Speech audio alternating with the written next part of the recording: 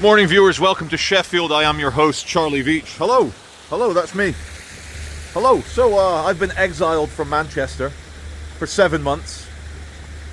7 months, so you've probably seen the story. I got arrested on the 24th of December, Christmas Eve. I was emailed by Greater Manchester Police asking me to pick a time and a date in the not too distant future to hand myself in. I was a wanted fugitive and I had to hand myself in because someone had made an allegation against me. Very, very serious allegation, which I've actually instructed my lawyer. I've got a very good law firm. My law firm's aware of my videos. I've instructed my lawyer to seek the death penalty for me, so that I may be publicly executed for my terrible alleged crimes. So the 29th of 29th of December, that awkward period between Christmas and New Year, I went with my lawyer to the city centre police station in Manchester, where I was promptly arrested and thrown in the back of a police van and taken to Ashton police station, and I got read my Miranda rights and put in a cell for a not very large period of time. But to give you guys the long and short of it, I was arrested under suspicion of causing a public order offence. Namely, that I intended to cause an individual alarm, harassment, or distress in a public area. I was like, okay, I'll listen. What's all this about then? Doesn't sound like me. I'm a YouTuber of peace. I'm a YouTuber of love. I'm a YouTuber of public arguments and free speech. I love a bit of free speech. Free speech is a muscle. Your freedom is a muscle.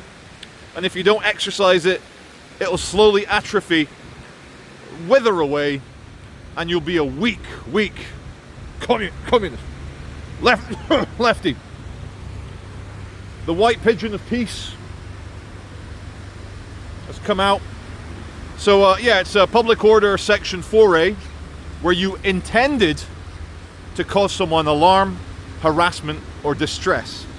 Now, the allegation was that I, during a protest on August the 2nd, I went up to, as in very close proximity, this is the allegation, that I went up to a transgender individual, or someone who they say I thought was a transgender individual, and I allegedly started shouting at them, screaming at them, insulting them, making them feel very small and scared of me because I'm a big towering brute of a man, a big giant against this innocent, harmless transgender individual.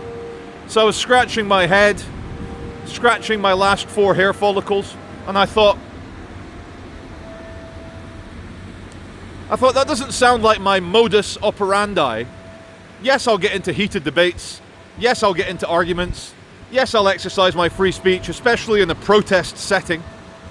August the 2nd, I will post the video below so you can watch the kind of thing that will get you praised by a massive international audience, get 1 million views, everyone loves it. You go home, you think you've done a great job, you've spoken freely in a Western democratic free country. Free country. So the allegation was that I did that in their face, right in their face. So my lawyer and I got a high-powered lawyer. He's like, okay, we'll get the evidence, what they are calling evidence from them, and we'll review it. Or the lawyer will review it before the police interview. So then I came out of my cell after, again, a not too massive period of time. And again, like I'm going to explain a bit further on, I've got no anger towards Greater Manchester Police. I think there's a major civil war taking place within many of our public institutions, including the police, local governments, councils. So again, I'll explain why later. I've got no anger towards Greater Manchester Police, even though they're the ones that wrote to me on Christmas Eve telling me I had to be arrested. So, let me rewind slightly. So I get taken into custody, and in the UK, you go to what's called a custody desk, and you speak to the custody sergeant there at the police jail before you are jailed. And I'm giving all my details, blah, blah, blah. And the custody sergeant is asking the two arresting officers, so when did this take place, blah, blah, blah. And bear in mind, this is almost January, December 29th, that I was taken into custody. And the alleged offence is from the 2nd of August. You got any boogers hanging out? Hope not. Hope not. Oh! So the custody sergeant said, I need to make sure this arrest is necessary. I'm like, yeah. I was like, and so there was a big thing. The custody sergeant was like, how is this arrest necessary for a free speech violation that took place 4 months ago? How are we going to justify taking away a British man's liberty, his freedom, and throwing him in a cell from 4 months ago? So they all look at each other in the custody area, and then they went out of the room and left me alone in there. And so there was a lot of hushed tones, and they said, look, blah, blah, blah. Turns out, this is my opinion here, so I don't know how accurate I am, but the Crown Prosecution Service, the bureaucrats, the legal bureaucrats that decide whether there's enough evidence to do this or that, they had already decided that the reason I needed to be arrested and my liberty taken from me is that they had already decided that they had to impose bail conditions on me. The one and only bail condition, obviously you're not allowed to contact the alleged victim, but the only bail condition was that I wasn't allowed to enter the city centre of Manchester. Which is funny, because since Charlie Kirk's assassination, I made a vow not to YouTube in Manchester anyway. Now the timing of all this is very interesting. My arrest came about a month after the BBC, the British Broadcasting Corporation, and the Manchester Evening News, a left-leaning liberal rag. Their editors did a big hit piece on me and said that I was only in it for the money, which is funny because they paywalled the article, so you had to pay to read it. So yeah. So my arrest came a month after the kind of left attack on me, the hit pieces. And I was like, yeah, okay.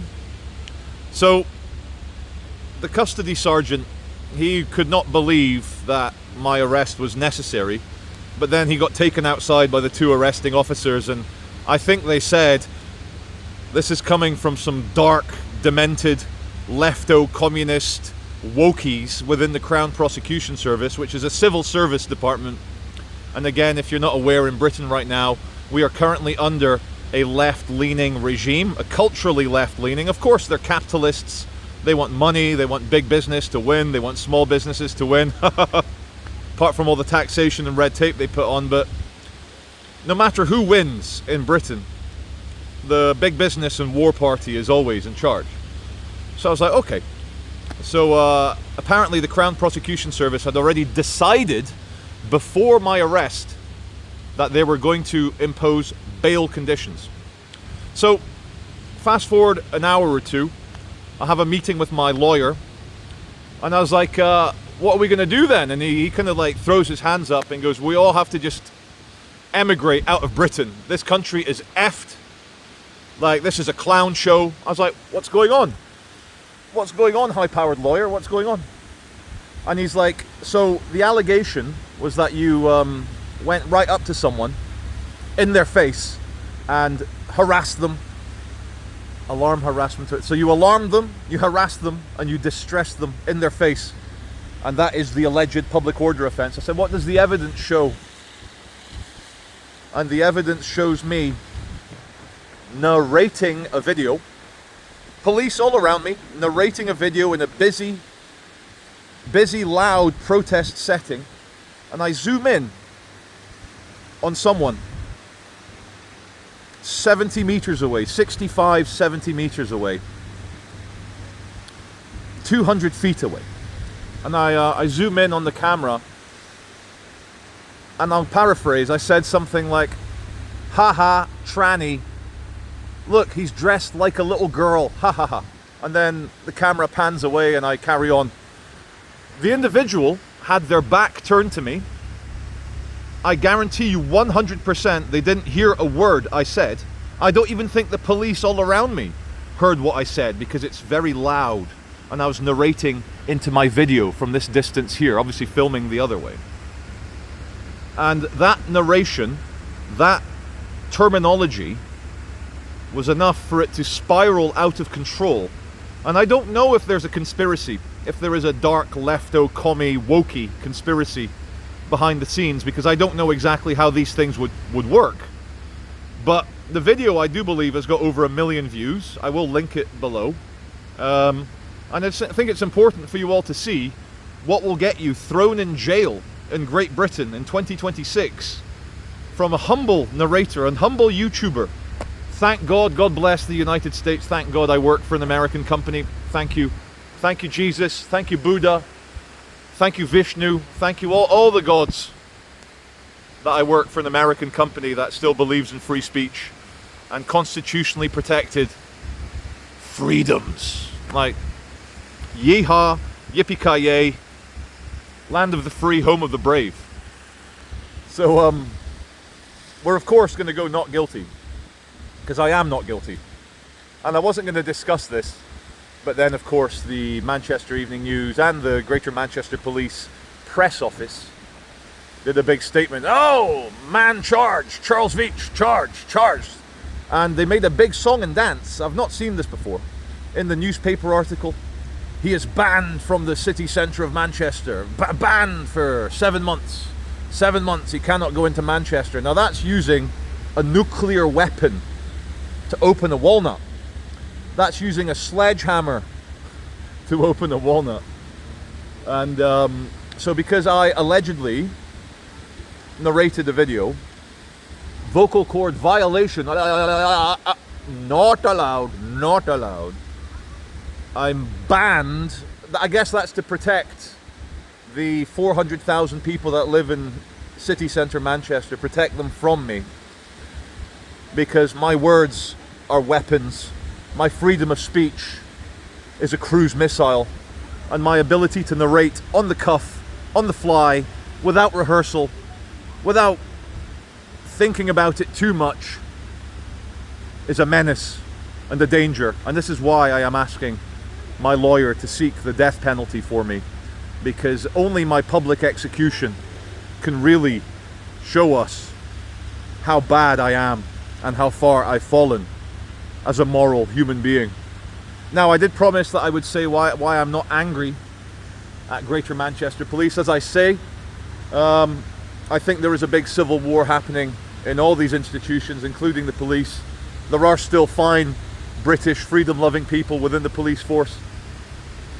And the impression I got from the custody sergeant, from the arresting officers, the way I was treated, which was very well. Okay, I had my freedom taken away from me, but the police don't choose that. The police enforce that. They are the mercenaries, the paid mercenaries. It's the Crown Prosecution Service that had, behind the scenes, done all the machinations that said, even before my arrest, before my interview, they needed to impose bail conditions banning me, exiling me, removing me from Manchester city centre. Now that's very interesting. And so the police, the impression I got, I'm going to protect the ones who were good to me, because if this civil war is real, I don't want them to get into trouble.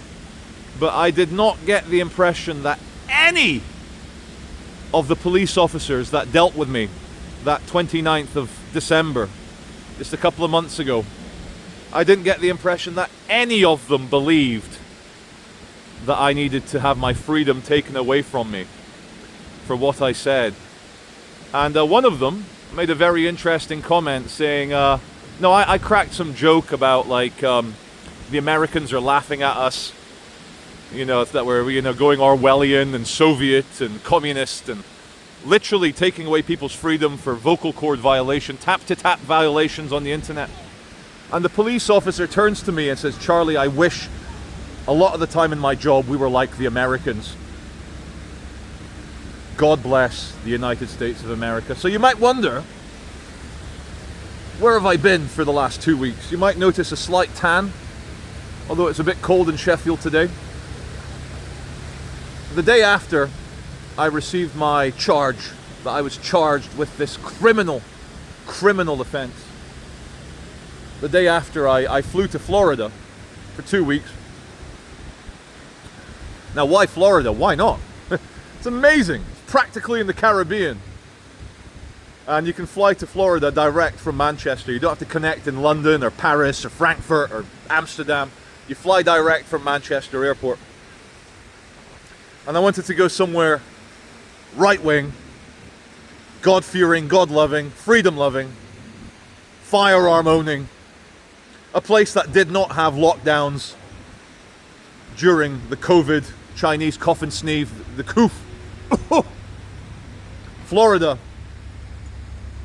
I loved it. I loved every second of it. And I will release a video of my Florida experience. But when you've been arrested for a vocal cord violation in Great Britain, the tonic, the prescription, the medicine is to go to the land of the free, the home of the brave, a place where your humble narrator here could say the most outrageous things, and not only would I not be arrested, if anyone called the police would turn up and say, this is not a police matter. He's a free man in a free country speaking his mind freely. I'm still optimistic that we can turn this country around. I saw while I was away Rupert Lowe and Restore Britain, the new political party, the whole aesthetics, the ethics of it, the morality behind it. I couldn't agree more. And so I think the big civil war, rather than being guns and fighting and killing, it's taken on a more insidious kind of like cultural, psychological mind thing.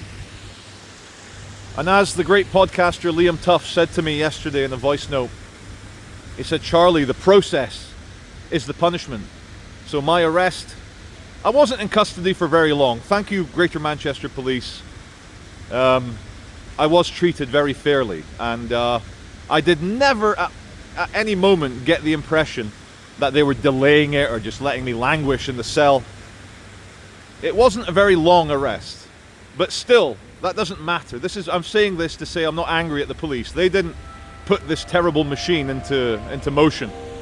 It was the Crown Prosecution Service.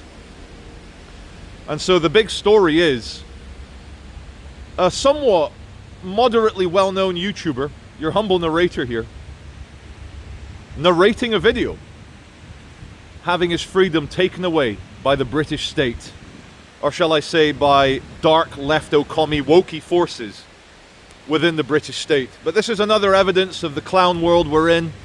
It's more evidence that restoration is needed in this country. And for all of you who also suffer the same things, remember, you're not alone. It happens to all of us. And all we can do is remember, we are right. We are with the universe, we're with morality, we're with freedom. And unless you're free, nothing else matters. So this social engineering, this wokeness, this leftoness, this push for rampant inclusion, for all shit, they can't take away from the truth. You know what that is. I know what that is. Thank you very much for listening to me. This is Charlie Veach, your humble narrator. I'll pan the camera around to Sheffield Town Hall just one last time and say I'll see you on the next video. It might even be sunny Florida.